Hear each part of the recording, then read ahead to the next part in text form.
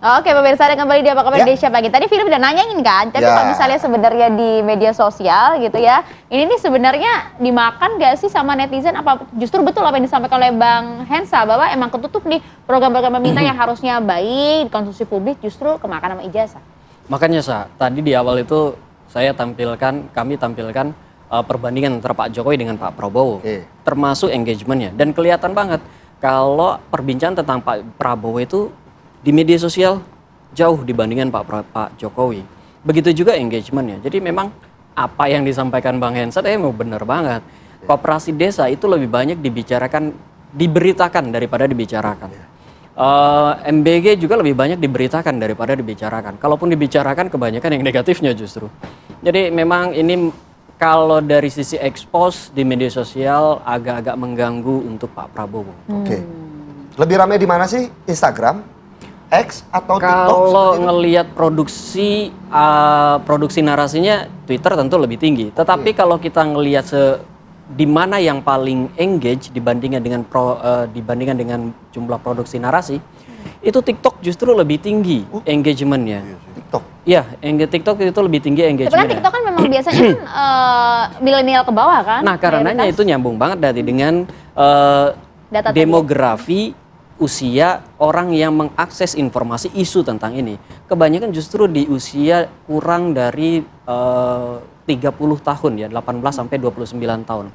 Itu jadinya kita dan ini sebenarnya baru-baru saja keterlibatan anak muda di sini nih baru-baru saja. Apa karena sudah terlalu lama begitu narasi-narasinya seperti apa sih Bang sebenarnya? Kayaknya karena eksposnya memang tinggi terus ya.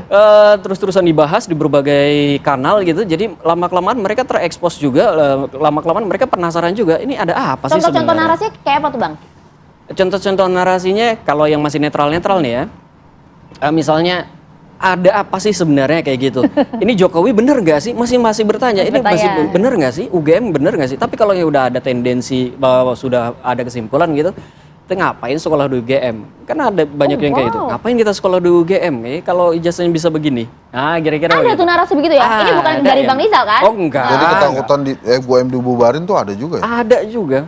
Terus digerebek gitu bukan digerebek ya, digeruduk UGM sama alumni-alumni. Itu kan buat anak muda itu bertanya-tanya, ini ada apa sih sebenarnya? Kok alumni UGM ngegeruduk kampusnya sendiri kayak gitu? Itu ngebuat mereka, kebanyakan anak muda di TikTok itu memang masih bertanya, belum menentukan sikap gitu ya. Pun kalau yang menentukan sikap, kebanyakan memang sudah ikut narasi dari yang meragukan ijazah Pak Jokowi. Bang Hensa, sudah terlalu melebar kemana-mana. Ya memang akhirnya ya karena didiemin ya. Tadinya kan mungkin strateginya tuh buying times ya. Mudah-mudahan hilang sendiri gitu. Ternyata enggak. Ternyata enggak, makin dimakan. Nah itu tadi yang menarik kan Mas Rizal bilang ada engagement yang sangat tinggi di pembincangan ijazah Pak Jokowi ini. Jadi maksudnya tuh ya itu tadi ada pertanyaan-pertanyaan.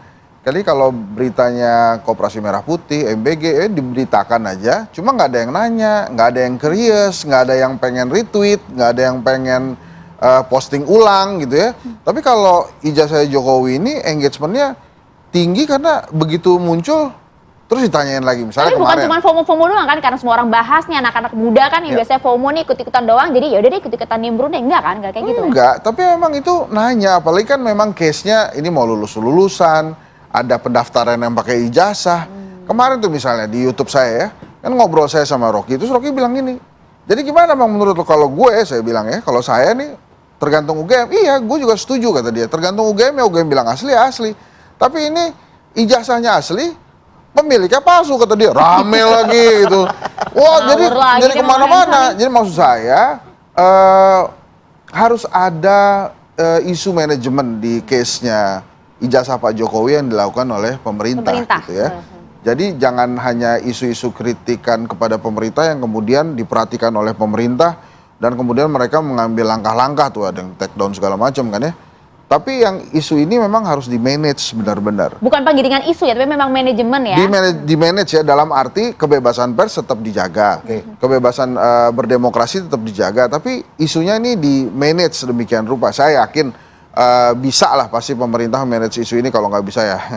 Saya Henry Satrio. Manggil saya.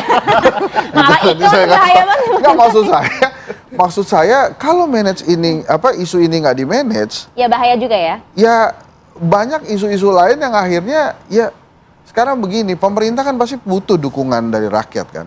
Kalau isu ini didiamin, ya kapan pemerintah mendapat dukungan dari rakyatnya gitu. Tapi isu ini didiamkan atau dipiara sebenarnya? Nah, kalau menurut saya, mereka masih belum ngerti aja gimana cara manage-nya. Oke. Kalau ngerti cara manage, Mereka ini maksudnya tim komunikasi pemerintah. Karena kalau enggak nih repot nih kemana-mana gitu isunya, dan akhirnya kan jadi berkembang lagi. Malah kemarin coba sekarang mana yang lebih ngetop antara Roy Suryo, Rismon atau Dr. Tifa? Masa begitu? Pertanyaannya jadi begitu ya? Iya, kan? karena karena obrolannya udah terus-terusan ke sana. Coba misalnya tadi yang ditayangkan oleh TV One, Roy Suryo boleh masuk, tiba-tiba ada yang cegah. Terus kan bertanya-tanya lagi, lah kenapa dicegah itu? Ya. Kenapa nggak boleh banyak masuk? Oke.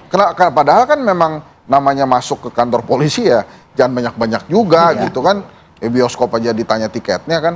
Nah jadi isu ini kalau menurut saya, PCO harus gerak ya? ya PCO mungkin Mensesnek ya, kan sekarang jubirnya Mensesnek bukan. Nah terus gini, maksud saya, satu, UGM mesti membantu pemerintah untuk ini.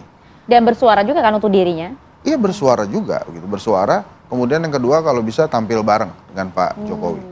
Kemudian yang ketiga ya, menurut saya isu tentang ijazah ini harus dibarengi dengan edukasi dari pemerintah juga, bahwa dokumentasi ijazah itu penting. Kelemahan orang-orang seperti Mas Rizal waktu sekolah, kan saya lebih muda dari Mas Rizal ya, itu waktu itu belum ada WA, belum ada kamera, handphone yang ada kameranya. Jadi sebisa mungkin sekarang kalau di sekolah itu foto. Jadi kalau nanti ada apa-apa itu ada bukti foto bahwa Bang Hensa juga itu pernah punya sekolah. foto pegang ijazah? Saya punya waktu diginiin sama rektor. Wih, sah ya berarti ya? Ya, tapi ada sih foto sama kayak ijazah tuh ada. Jadi Kameranya pakai kamera apa tuh pas di foto, Bang? pakai kamera orang sih. Memperlihatkan tahun ya soalnya ya. Ya kan nggak mungkin Oke, kita oke, selfie oke. pakai ijazah bro. Susah, pasti Di telepon aja orang. masih poliponik kan? Ya, pernah Suaranya diwisuda begitu kan? Pernah. Iya kan nggak mungkin kita gini kan? Gitu. Oke, Bang Iya. Rizal mungkin sedikit saja melihat bagaimana prediksi isu ini akan bertahan, sejauh mana akan bertahan di top isu? Kalau ngelihat aktor yang paling prominent dalam perbincangan tentang ijazah Jokowi ini, sebenarnya publik itu agak bingung. Ini sebenarnya isu ini gimana sih kayak gitu ya? Iya. Isu Pak Jokowi ini bener apa enggak ijazahnya? Nah kalau kayak gitu, kita lihat siapa aktor yang paling prominent dalam perbincangan.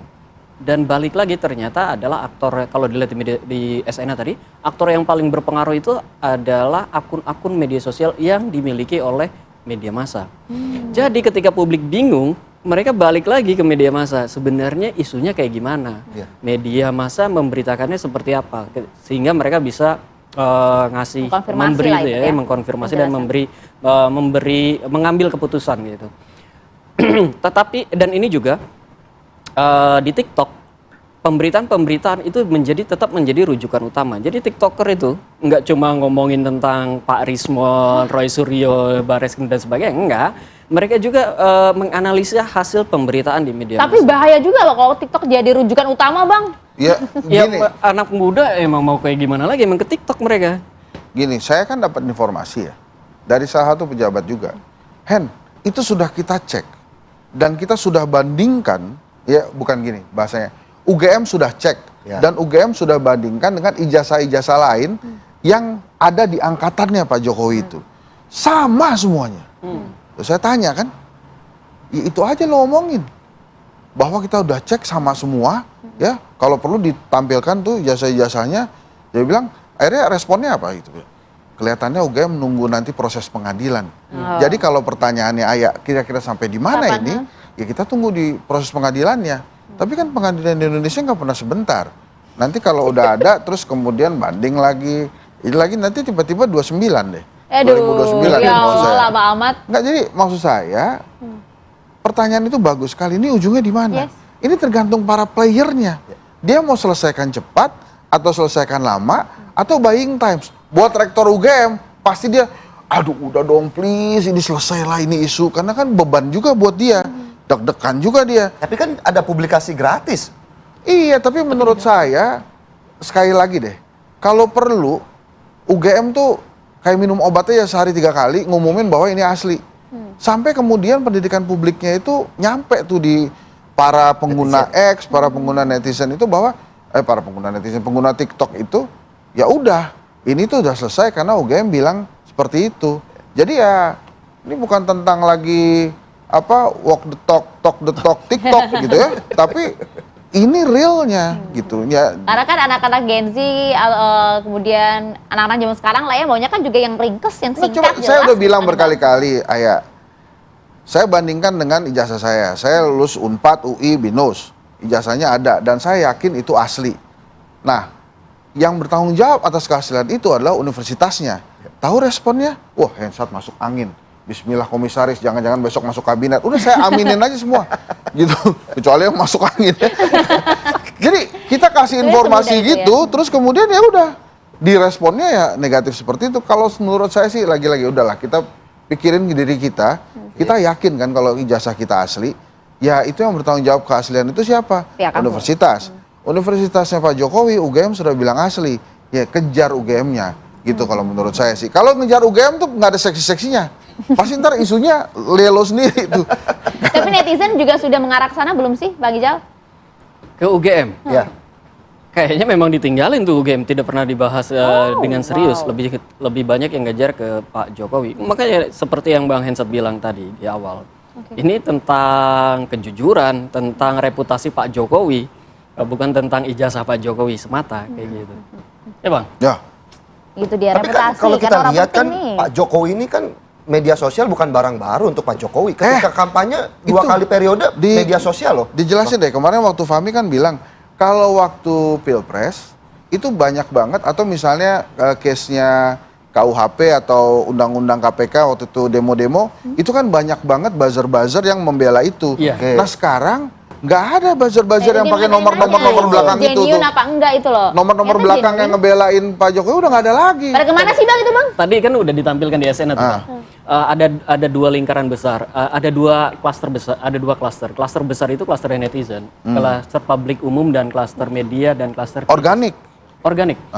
Satu lagi kalau klaster yang mendukung Pak Jokowi yang ada di atas agak kecil kayak gitu. Dan itu kalau dilihat akun-akunnya yang kita kenal orangnya adalah yang dari PSI itu Sandi siapa ya Sandi Iya, iya. Sandi yang upload Iya, yang pertama kali pertama Jokowi. kali yang upload. Itu saja. Selain itu tidak ada aktor-aktor, tidak ada saya lihat dari PSI aktor dari PSI yang berbicara tentang ini. Tidak ada juga influencer yang sebelumnya getol membela Pak Jokowi yang berbicara tentang ini. Tuh. Semuanya nggak Masuk kelihatan juga sama sekali. akun-akun bot yang sebelumnya. Pak Prabowo pernah Mending sekali semua ya. coba masuk ke isu ini. Oke. Cuma sambil bercanda dan sekali doang sebentar. Nanti jasa gua lagi ditanya-tanya. Dia sekali doang habis itu. Cuma nggak pernah ngomongin lagi jasa ini. Jadi ini tentang UGM Jokowi, tapi lama-lama jadi seperti Jokowi versus Prabowo. Roy Suryo versus Rismon dan Dr. Tifa gitu. Oke, itu dia. Jadi sebenarnya ternyata tidak hanya kalangan tertentu saja, tapi juga ini juga menjadi makanan warganet secara keseluruhan, baik itu Gen Z maupun juga milenial. Jadi kita semua ingin tahu nih, kapan kasus ini selesai dan juga kejelasannya. Harapannya cepat ya Bang. Ya itu Terima kalau kasih dari banyak. tadi saya Jangan bilang, lama-lama. mereka semuanya nunggu pengadilan ya. Suruh aja pengadilannya cepet-cepet gitu. Itu dia, terima kasih banyak Bang Hensa. Oke, terima kasih Bang Bang Rizal. Rizal, Terima kasih Bang Rizal untuk Terima kasih. waktunya pada pagi hari ini. Bismillah, komisaris. Jangan aneh-aneh deh, Lip. Bang Hensa Habis nggak ini bisa ditungguin ngomong. sama Bang Baru Hensa. kali ini Bang Hensa nggak bisa ngomong. Saya ngeliat Bang Hensa nggak bisa ngomong kali ini pagi hari ini. Dan pemirsa, di segmen selanjutnya kami masih akan kembali. Ada berita apa? Maria Segaf. Oke pemirsa, jadi Satgas Pangan dan juga kepolisian ini menemukan ada unsur kecurangan, bahkan juga pengoplosan terhadap beras-beras bermerek hingga merugikan negara mencapai triliunan rupiah. Sesaat lagi informasi untuk Anda ya.